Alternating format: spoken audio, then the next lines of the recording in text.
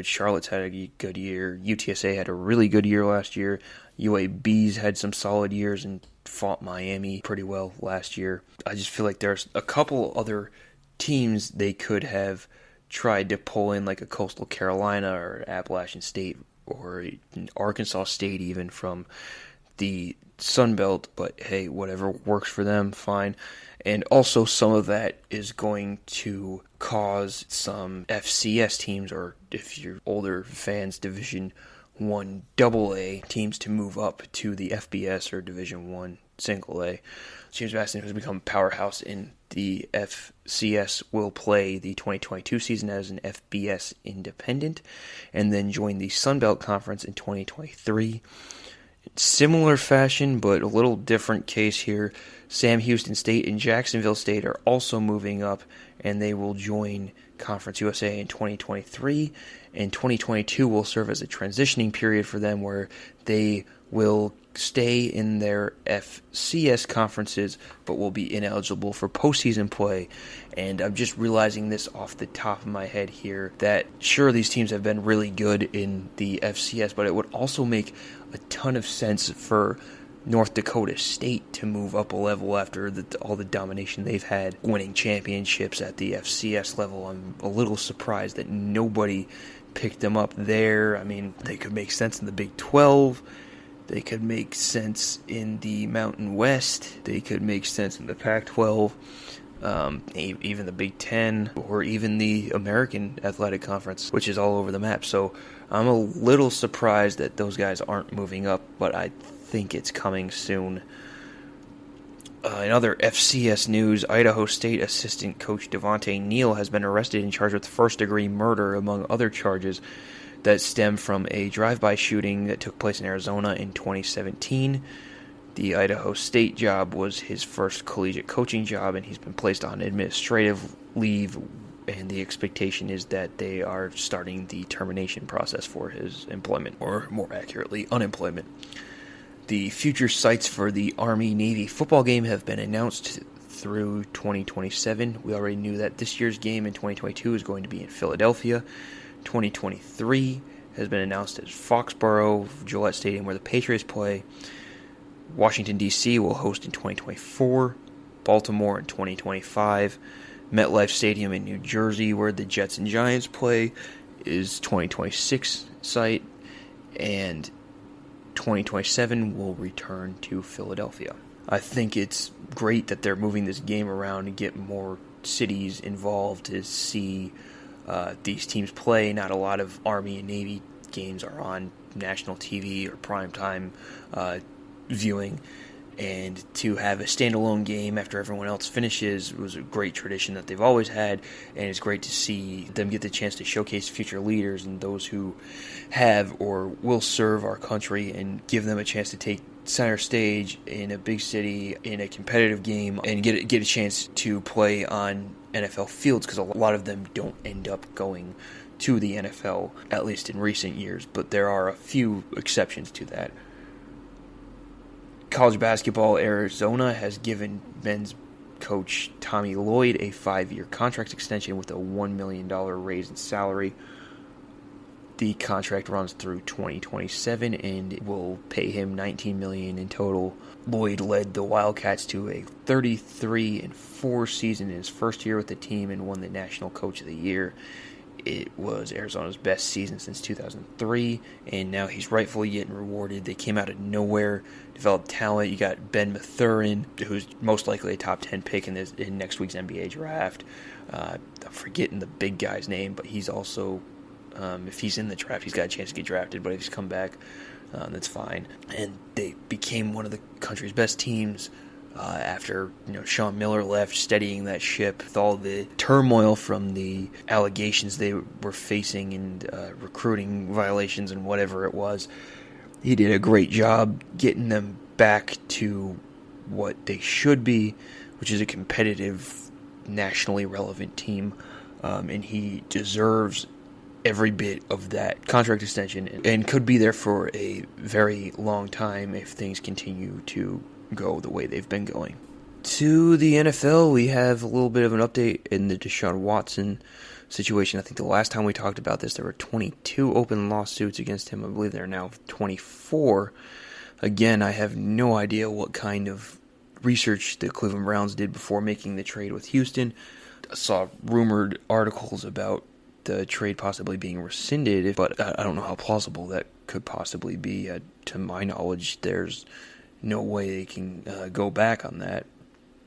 And it looks more and more foolish by the day. Cleveland gave up 3 first-round picks, pissed off their quarterback Baker Mayfield, need to find a trade for them. I'll get to Baker in a minute. And the more that comes out in the testimonies, the less likely it looks like Watson will be able to play this season, whether that's for legal reasons or further sanctions and penalties from the league. Regardless of the trial outcome, it just does not look like a good deal for him. We'll keep monitoring that situation until there is a verdict and we find out more about his eligibility and everything. As I mentioned, Baker Mayfield, he was excused from Browns OTAs and mandatory minicamp for obvious reasons. He is not going to be the quarterback for the Browns this year, even if he is still under contract and even if Watson isn't able to play, because they've pissed him off that much. I don't see any way where they have to turn to somebody other than Watson. I don't see any way Baker's going to be like, well, fine, I'll be the number 2 option here, and I'll start until you no longer need me. He's not that kind of guy. It's not a knock against Baker. He's a guy that wants to be on the field and show that he's an NFL quarterback. Reports have surfaced that Carolina wants to get a deal done for Mayfield, although there are supposedly some hesitations about his contract, which is what has scared a lot of other teams away. And Bleacher Report has reported that Cleveland has no interest in taking on Sam Darnold as part of the return package for Mayfield. I still think Mayfield puts Carolina in a better position to succeed than Sam Darnold does. But for Baker's side of things, it might not be the best position from an individual performance, an individual outcome. His supporting cast, his receivers, his tight ends.